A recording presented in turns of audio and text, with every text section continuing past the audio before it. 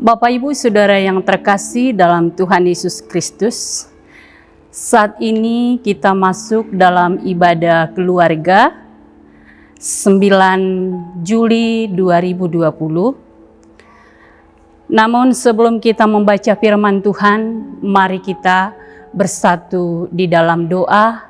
Kita berdoa. Allah Bapa yang bertata dalam kerajaan surga, puji syukur kami naikkan kepadamu Tuhan yang sungguh baik dalam setiap hidup kami, yang selalu kami boleh diberkati, menikmati dalam setiap kasih karunia-Mu sampai pada saat ini. Saat ini pun kami tiba waktunya untuk menikmati akan berkat rohani kami melalui kebenaran firman-Mu yang akan kami baca dan untuk kami renungkan bersama. Oleh sebab itu Tuhan, berkatilah setiap hati dan pikiran kami, supaya kami boleh memahami akan kebenaran firman-Mu pada saat ini. Ampuni dosa pelanggaran kami Tuhan, supaya kami layak untuk membaca, merenungkan firman-Mu. Amin. Bapak Ibu Saudara yang terkasih dalam Tuhan Yesus Kristus, pembacaan firman Tuhan bagi kita pada saat ini terambil dari Hakim-Hakim pasal 7 ayat 15 sampai dengan ayatnya yang ke-25 yang menyatakan, segera sesudah Gideon mendengar mimpi itu diceritakan dengan maknanya, sujudlah ia menyembah, kemudian pulanglah ia ke perkemahan orang Israel, lalu berkata, bangunlah, sebab Tuhan telah menyerahkan perkemahan orang Midian ke dalam tanganmu. Sesudah itu dibaginyalah ke 300 orang itu dalam 3 pasukan, dan ke tangan mereka semuanya diberikannya sangkakala dan buyung kosong dengan sulu di dalam buyung itu. Dan berkatalah ia kepada mereka, perhatikanlah aku dan lakukanlah seperti yang kulakukan. Maka apabila aku sampai ke ujung perkemahan itu, haruslah kamu lakukan seperti yang kulakukan. Apabila aku dan semua orang yang bersama dengan aku meniup sangkakala, maka haruslah kamu juga meniup sangkakala sekeliling seluruh perkemahan itu dan berseru, demi Tuhan dan demi Gideon. Lalu Gideon dan ke-100 orang yang bersama-sama dengan dia sampai ke ujung perkemahan itu pada waktu permulaan giliran jaga tengah malam, ketika penjaga-penjaga baru saja ditempatkan, lalu mereka meniup sangkakala sambil memecahkan buyung yang di tangan mereka. Demikianlah ketiga pasukan itu bersama-sama meniup sangkakala dan memecahkan buyung dengan memegang obor di tangan kirinya dan sangkakala di tangan kanannya untuk ditiup serta berseru, pedang demi Tuhan dan demi Gideon. Sementara itu tinggallah mereka berdiri masing-masing di tempatnya sekeliling perkemahan itu, tetapi seluruh tentara musuh menjadi kacau balau, berteriak-teriak dan melarikan diri. Sedang ke-300 orang itu meniup sangkakala, maka di perkemahan itu Tuhan membuat pedang yang seorang diarahkan kepada yang lain. Lalu larilah tentara itu sampai ke Betsita ke arah Serera sampai ke pinggir Abel Mehola dekat Tabat. Kemudian dikerahkanlah orang-orang Israel dari suku Naptali dan dari suku Asyir dan dari segenap suku Manasye. Lalu mereka mengejar orang Midian itu. Gideon menyuruh juga orang ke seluruh pegunungan Efraim dengan pesan, turunlah menghadapi orang Midian dan dudukilah segala batang air sampai ke Bet-Bera dan juga sungai Yordan.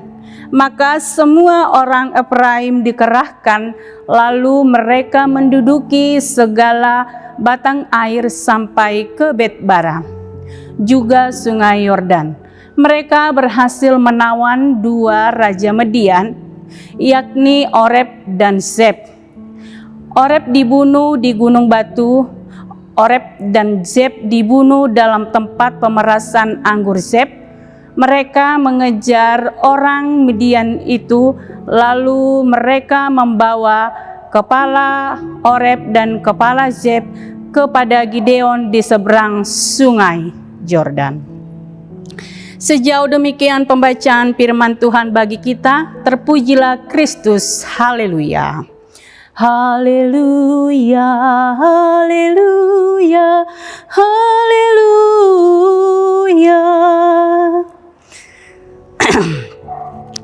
Bapak Ibu Saudara yang terkasih di dalam Yesus Kristus, Shalom bagi kita semuanya.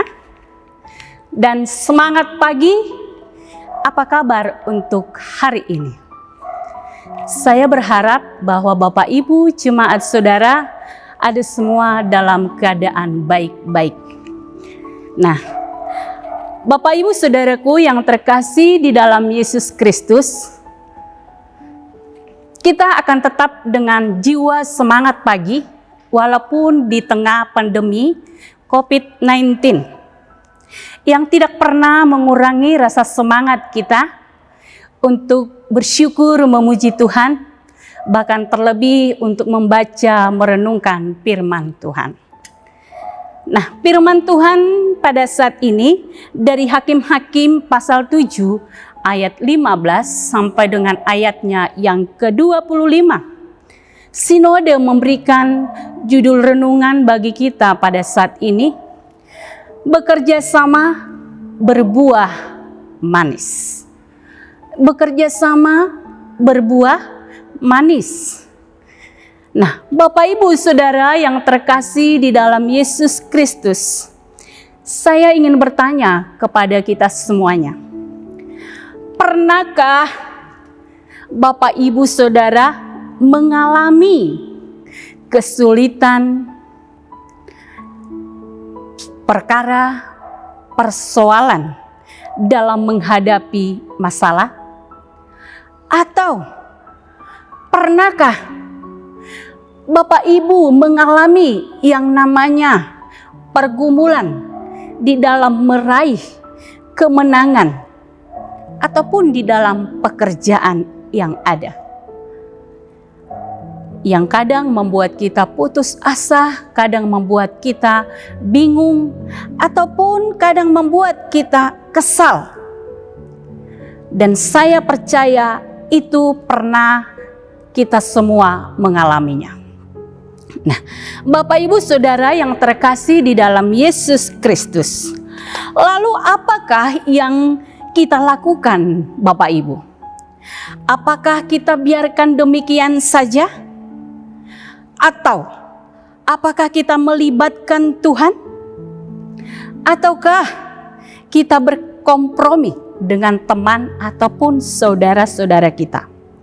Ketika kita mengalami kesulitan, ketika kita mengalami masalah di dalam ketidakberdayaan kita, mari Bapak Ibu Saudara yang saya kasihi di dalam Yesus Kristus, kita mengundang Tuhan ataupun kita melibatkan Tuhan dalam setiap perkara, dalam setiap persoalan, dalam setiap masalah, ataupun dalam setiap kesulitan yang sedang kita hadapi. Percayalah dengan imanmu akan ada jalan keluar yang Tuhan sediakan bagi kita. Nah, Bapak Ibu Saudaraku yang terkasih di dalam Tuhan Yesus Kristus, ketika kita percaya dan ketika kita melibatkan Tuhan dalam masalah yang kita hadapi, maka Tuhan pun akan hadir untuk memberikan akan pertolongan. Tuhan pun akan hadir untuk memberikan kelegaan dengan mengutus orang-orang yang dapat menolong kita dari masalah ataupun dari setiap penderitaan dan cobaan yang sedang kita hadapi. Dan kita tidak akan pernah mengerti dan kita tidak akan pernah memahami bagaimana cara Tuhan menolong kita dengan begitu ajaib. Tuhan punya cara sendiri untuk membebaskan umatnya dari penderitaan. Pembacaan kita pada saat ini Bapak Ibu Saudara yang terkasih dalam Tuhan, bahwa bangsa Israel ada dalam penderitaan. Bangsa Israel ada dalam penindasan, ada dalam perkara kesulitan hidup, di mana orang Amalek dan orang Midian yang sangat kejam memusnahkan hasil ladang, juga seluruh ternak orang Israel, sehingga bangsa Israel pada saat itu tidak lagi memiliki untuk dimakan hasil ladang mereka, bahkan juga untuk dijual untuk menafkahi hidup mereka. Itulah penderitaan yang dialami oleh bangsa Israel dari bangsa Amalek dan juga Midian. Nah, orang Israel mengalami krisis. Orang Israel mengalami kesusahan.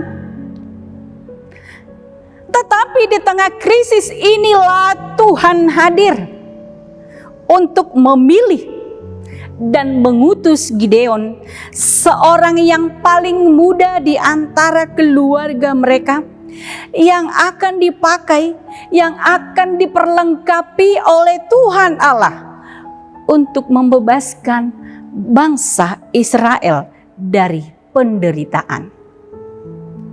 Nah, Bapak Ibu Saudara yang terkasih dalam Tuhan Yesus Kristus, Gideon ini adalah sosok pribadi yang sangat percaya kepada Tuhan. Dan melalui ketaatan Gideon pada perintah Allah, Tuhan tidak tutup mata.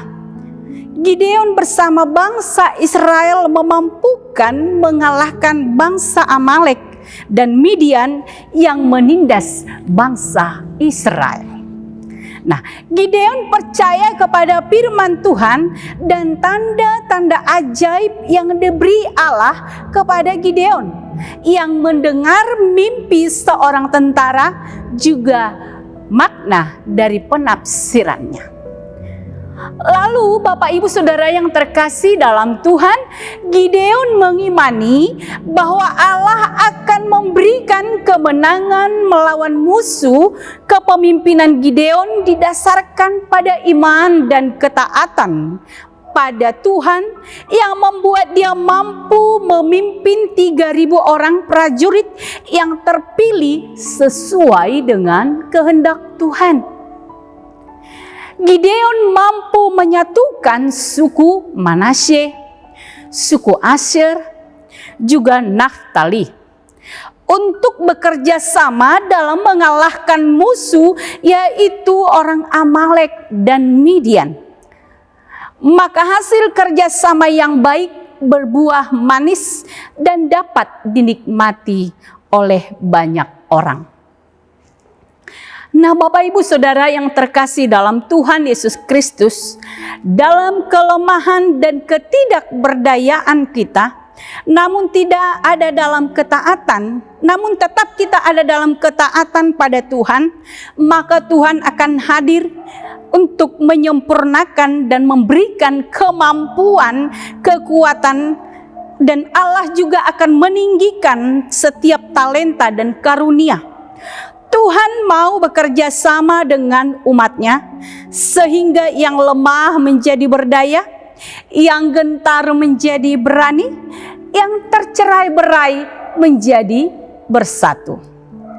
Nah, Bapak Ibu Saudara yang dikasihi Tuhan, dengan iman yang taat, Gideon dan 300 pengikutnya dengan bekal sangkakala, buyung obor dan pedang, mereka menyerbu perkemahan bangsa Midian. Ini sesuai dengan tanda-tanda ajaib yang Tuhan berikan. Sekalipun jumlah mereka tidak sebanding dengan musuhnya, namun Tuhan membuat bangsa Midian gentar pada Gideon dan pengikutnya. Dan disinilah kita bisa melihat kisah Allah melepaskan umatnya.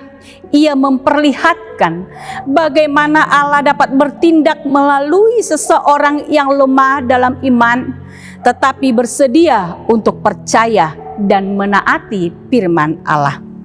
Mari Bapak Ibu Saudara yang terkasih dalam Tuhan Yesus Kristus, kita boleh belajar dan meneladani Gideon yang masih muda, yang selalu taat pada Allah. Ada banyak perkara yang tidak dapat kita mengerti yang terjadi dalam hidup kita, namun dalam segala perkara dalam persoalan yang kita hadapi, Tuhan tidak pernah lalai untuk menolong dan tidak pernah membiarkan kita. Sebab Allah kita adalah Allah yang peduli, Allah yang mengerti akan kehidupan kita. Kita tidak pernah memahami dan tidak pernah mengerti bagaimana cara Tuhan menolong kita.